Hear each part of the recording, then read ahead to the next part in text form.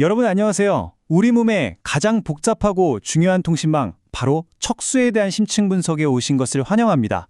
오늘은요, 이 정교한 신경회로에 문제가 딱 생겼을 때 나타나는 아주 독특하고 흥미로운 현상들을 낱낱이 파헤쳐 볼 겁니다. 자, 이런 질문으로 한번 시작해 볼까요? 만약에 뇌가 몸에게 보내는 명령이나 반대로 몸이 뇌에게 올리는 보고가 중간에 길을 잃거나 완전히 다른 내용으로 바뀌어버린다면 과연 우리 몸에선 어떤 일이 벌어질까요? 이게 바로 오늘 우리가 탐구할 문제의 가장 핵심적인 질문입니다. 자, 그럼 저와 함께 이 정보 고속도로를 따라 한번 여행을 떠나보시죠. 정보가 들어오는 입력회로가 고장났을 때, 명령이 나가는 출력회로가 망가졌을 때, 그리고 심지어 수십 년 전의 손상이 마치 메아리처럼 현재에 돌아왔을 때 과연 어떤 일들이 벌어지는지 생생하게 한번 들여다보겠습니다. 첫 번째 구간입니다. 우선 외부 세계의 정보를 뇌로 전달하는 감각신경, 즉 정보가 들어오는 입력 회로에 문제가 생긴 경우부터 차근차근 살펴보죠. 첫 번째로 만나볼 질환은 바로 척수매독입니다. 이건 매독균이 척수의 아주 특정 부위, 그러니까 우리 몸의 위치를 파악하는 내장 GPS 같은 역할을 하는 뒷기둥을 파괴하는 병이에요. 상상해보세요.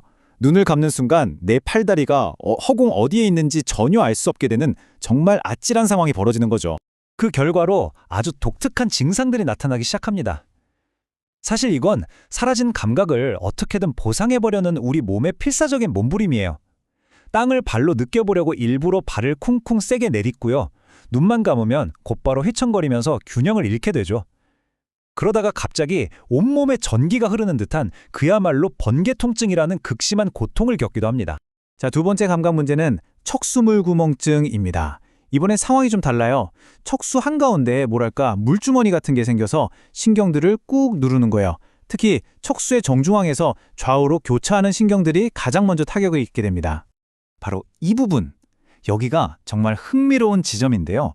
증상의 형태가 아주 기묘해요.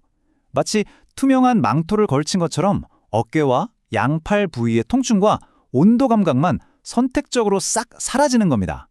그러니까 뜨거운 걸 만져도 위험 신호를 전혀 느끼지 못하는데 누군가 툭 만지는 느낌은 또 그대로 남아있다는 거죠. 정말 이상한 감각의 분리가 일어나는 겁니다. 이 표를 보시면 두 질환의 차이가 한눈에 딱 들어오죠.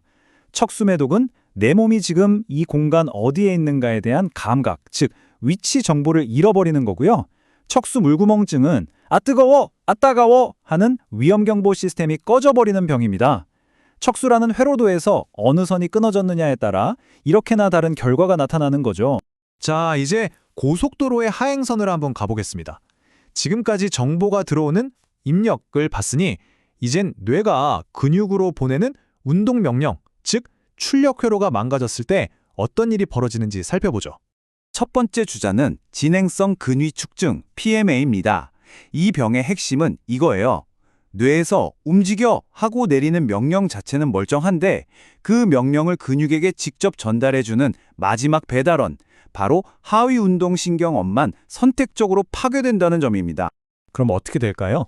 근육이 점점 말라서 위축되고 힘이 쭉쭉 빠지면서 가만히 있어도 근육이 막 저절로 꿈틀거리는 현상이 나타납니다.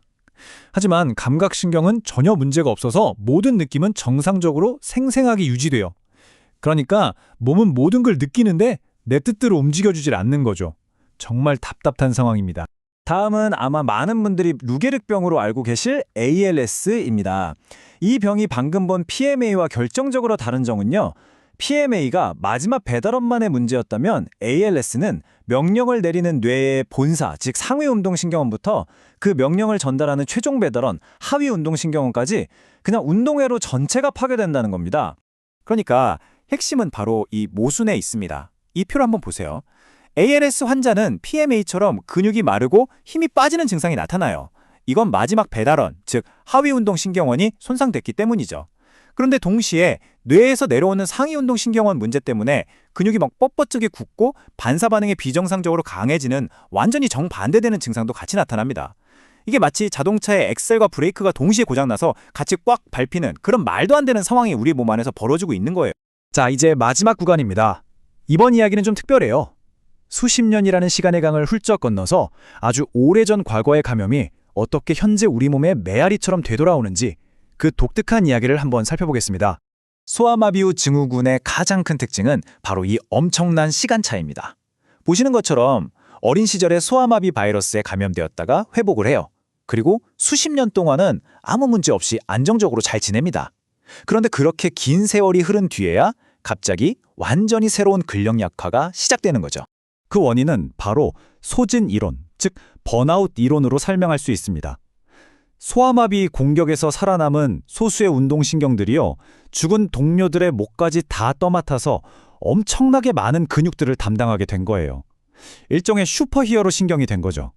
이 슈퍼히어로들이 수십 년간 과로에 과로를 거듭하다가 결국 한계에 부딪혀서 지쳐버리는 겁니다. 우리 몸의 이 놀라운 보상작용이 결국엔 시간에 지고 마는 참 안타까운 순간이죠. 자, 그럼 이제 우리가 여행했던 척수고속도로의 모든 구간을 한데 모아서 각각의 질환이 어떻게 달랐는지 한눈에 딱 들어오게 정리해 보겠습니다. 이 슬라이드 하나가 오늘 우리가 나눈 이야기의 모든 것을 요약해 줍니다. 척수매독은 입력회로인 내장 GPS의 고장이었고, 척수물구멍증은 척수 한복판의 중앙 교차로 문제였죠. PMA는 출력회로의 마지막 배달원만 망가진 경우, ALS는 뇌부터 근육까지 운동회로 전체가 손상된 경우였습니다. 그리고 마지막, 소아마비 후 증후군은 과로한 슈퍼히어로 신경의 소진 문제였고요. 척수라는 이 복잡한 회로도의 어느 부분이 고장나느냐에 따라 이렇게나 다른 이야기가 펼쳐진다는 사실, 정말 놀랍고 신비롭지 않나요? 척수, 그리고 우리 몸은 정말 놀라운 회복력과 보상 능력을 가진 기관입니다. 하지만 소아마비 후 증후군의 사례는 우리에게 깊은 질문을 던집니다. 우리 몸의 그 위대한 보상 시스템에도 한계가 있다면, 그리고 그 한계에 결국 도달했을 때 우리는 이 생물학적인 회복력과 시간의 흐름이라는 거대한 힘에 대해 무엇을 다시 생각해 봐야 할까요? 이 여운 있는 질문을 남겨드리면서 오늘 분석은 여기서 마치겠습니다.